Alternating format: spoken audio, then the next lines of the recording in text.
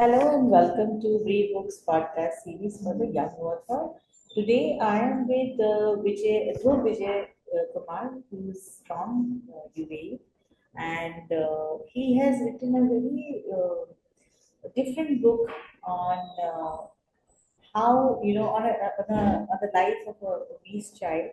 So very sensitive topic, something which is difficult to explain.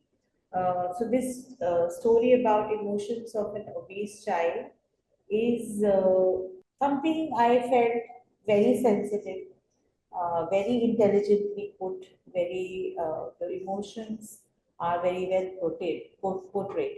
So over to Dhruv. Dhruv, welcome, congratulations on writing the book and also being the bestseller.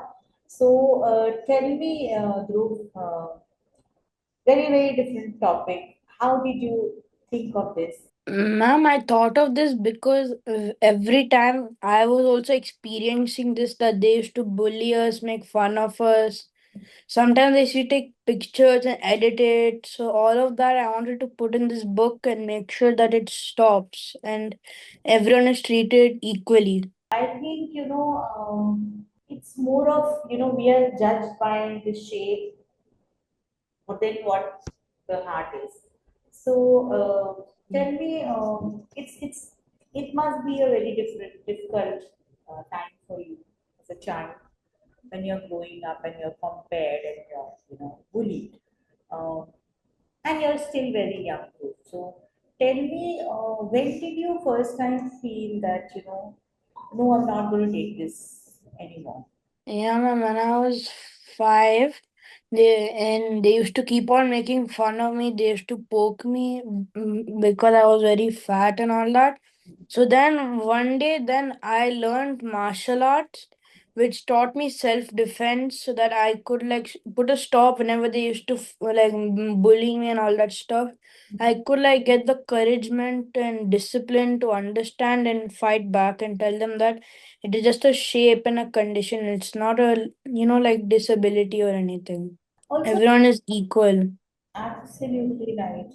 Um, so I can understand this because I'm also on the exercise.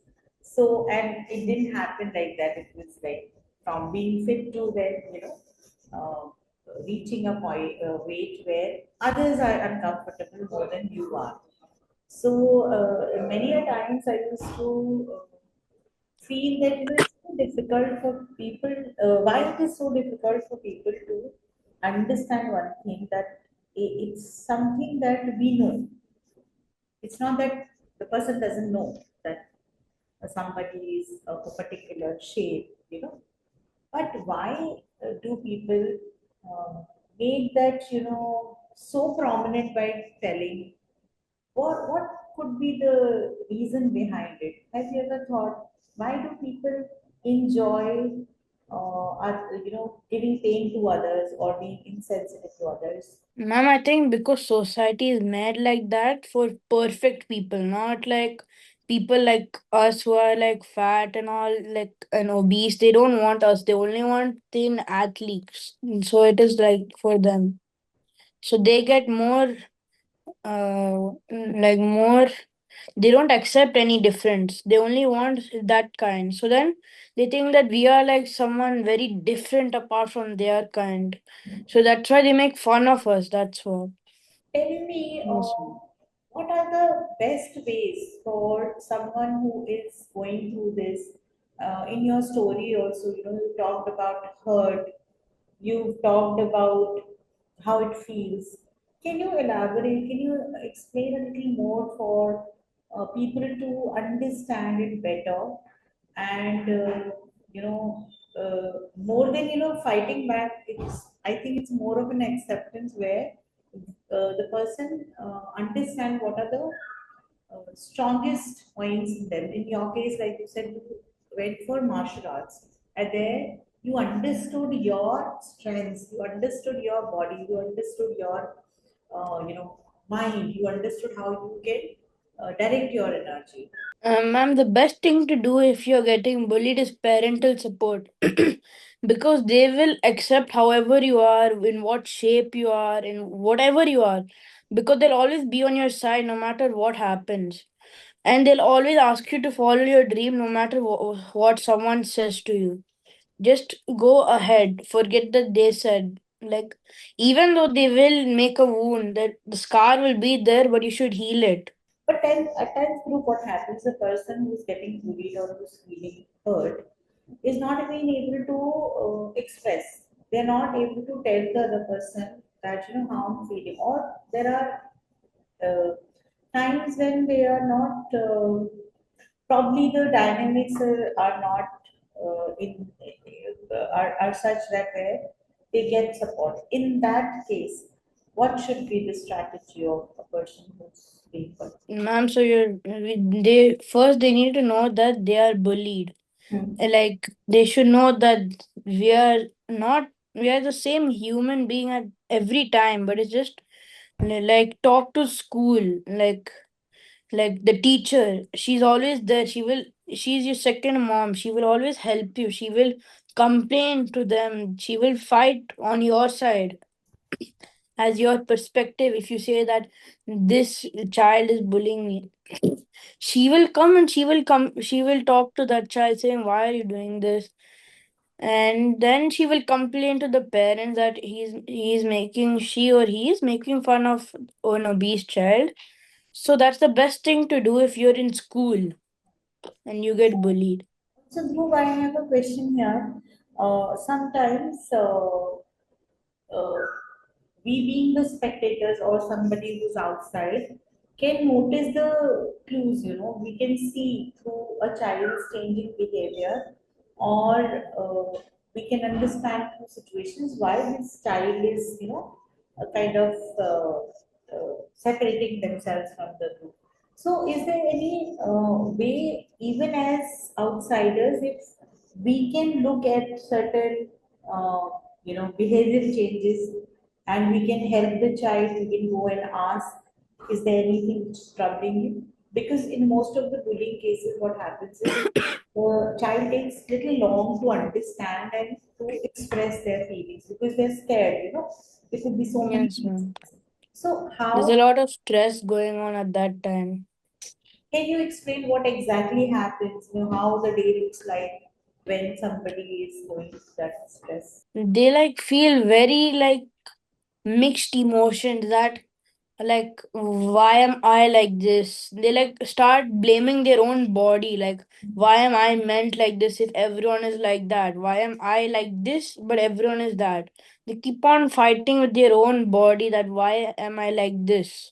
And they get emotional at that time, like very sad. They start crying because of the amount of stress, that the laughing that, and they don't express it, but in their mind they keep it. So then they get very anxious with that pain on them, like how much they're bullying, and they often cry about what's going on. But they're not able to express it so, like loudly. Tell me, when bullying doesn't stop, or there is no age for it, I rather say. It can be any, it can happen to anybody, at any age. I think it's more of a mindset of people that uh, likes to hurt the other person. So I want to understand how this person who's getting hurt can become mentally more strong and should not give up or should not be in this blame loop where they are criticizing themselves. They need to stand for themselves. They have to forget that what they said. They need to have a, like, they just have to think of it as they're just saying something to you. It's not true. They have to stand for their emotions. And even everyone will lose friends because of bullying. Like, the friends sometimes, that's a joke, they'll say that, all that, but they don't know that it hurts us inside, even though it's a joke. They might say I was joking and all that, but inside you feel that, how could they tell the one that you trust the most, they only bully you. They won't realize that. They think that, oh, it was just a joke, but inside your feelings, they understand that how could he call me like obese and all that stuff. So people, you mean to say people cross their boundaries, uh, in the name of friendship and being kind of frank, or I was just joking. So, what is the barometer for, what should be, how do we understand real friendship, and how do we differentiate, and how do we decide that, when, what is the point where, that friendship turned into a group of people who were bullying you, and I mean, how to differentiate that? Yeah, ma'am. So a true friend will stand with you no matter what. Like if anyone says he will be there for you, like he would fight with you. He won't like go with them and they won't make fun of you. They will always uh only make jokes not about you but like that. Let's say that in the class we were making a joke, they'll say that that was very funny. They'll not say that you are funny or like you're very obese and all that. And they'll always support you even when you're like very anxious or sad. They'll always support you and make you laugh again. That's what a true friend is. Lovely to hear that. Now we come to the journey of you picking up this issue of life and turning it into a storybook. Uh, how much time did you take? Was it difficult? Was it simple? Who all helped you? And how was your experience? So ma'am, it took me 3 weeks, and the most support I got was from my friends and family. So like they always, especially my mother and my dad, they used to always like fight back and tell like what's going on, why like this is all happening, and they'll always stay by your side. They'll talk to you, they'll calm you down. And friends, even if you're sad, they will make one joke and they will like make you laugh again. Even though you're sad, you will secretly laugh, but they won't see that mostly. Like you will laugh because of their jokes they'll make, like all that. Tell me, So that's what the most support. so in the book, it is mentioned that there were times when there was a form of nightmare where you felt anxious. So, how do you feel? What helps you feel safe again when, and sometimes like this kind of an anxiety moment? A hug from my parents. So sweet. And also like mostly in my journey there were always good friends that would always stay with my side and fight with them also. Hmm. And in the other parent, when they hug you, it'll make everything okay. Like you feel that you're secure again. And also the friend support they make, the jokes they make, how you play together, all that you then you forget that that happened. Like let's say you're playing, let's say cricket, so then they'll always make fun that we will always say like choka and all that, and then you will forget that you even got bullied and you will still play. And then like that's what happens. Like your friend support and parent support, they always help you out no matter what. See, it's a very reflective writing, and so tell me, how does it feel to be healed? How does it feel to have the courage of saying no to which is not right? Ma'am, when you have that courage, then you're like a free person that you'll never remember. Even if they bully you, no matter what, you have that courage now. That is just words. It's not like physical. It's just they try to make you feel bad that what's going on. Like it's just their mentality. But then when you have the courage to understand that, then whatever they do, whenever they bully, you will never feel hurt. You will feel like nothing happened. They are just talking. Because somewhere you find your identity. Yes, ma'am. So it's very, very important to have positive, hopeful, lovely people who care, who are not judging you by, the outside, uh, you know. They're judging you from the inside. Tell me, Dhruv, How do you feel after writing? I felt after writing that I had the power to make the world a better place for obese children, and it would be like a fair place for everyone. Like how the yin yang symbols peace, like that for obese and thin. They should all be friends together, and there's no judgment in future. The past has is the past, but in the future there should be no judgment of obese and thin.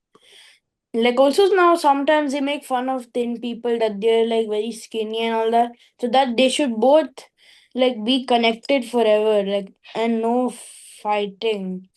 And also people like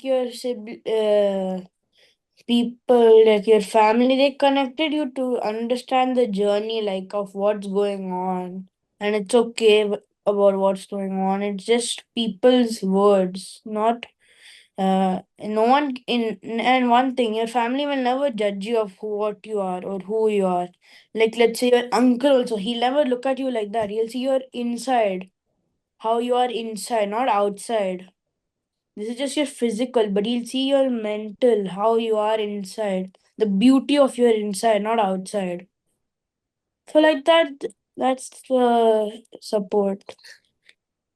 So, I feel like sharing this with you that, the world that we live in, something that I have reflected upon and I have understood, living for some time in this, world, that, all these tags of being like this, that, or so everything in the world, outside world, is become a product. So, and there are always, good things and bad things attached to it.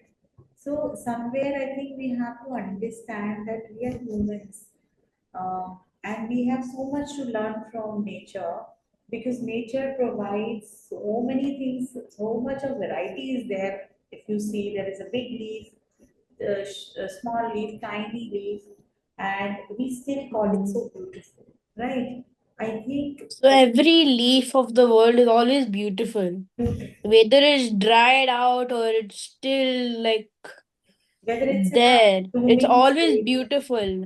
everything Dried is, out means dried out means like it's got the courage now to fight. That yes, it's left its small leaf and gone to a big tree now, not a small leaf.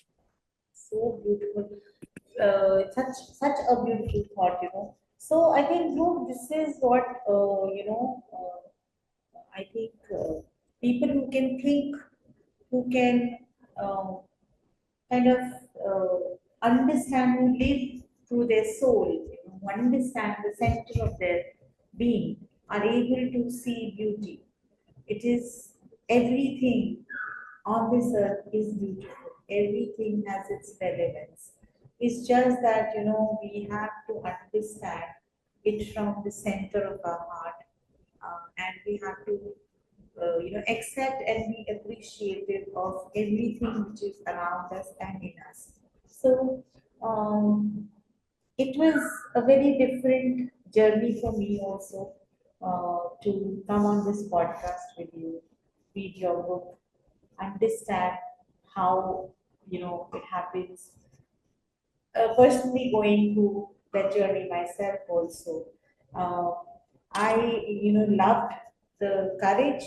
I am amazed for a child like you who could, make such a big difference by writing the story, voicing it out, and still staying so strong. I really salute your, courage, your strength, and I wish you uh, all the, good in life. And I would say that continue to write, continue to share, continue to give that positivity that you have within you, because that is what the world now needs. So your story writing, it's a way of sharing the reflection of your mind. It's the way of sharing wisdom that you have gained through experience. So all the best, Dhruv. It was wonderful having you here, and many congratulations. Stay safe and stay healthy. Yes, ma'am. Thank you.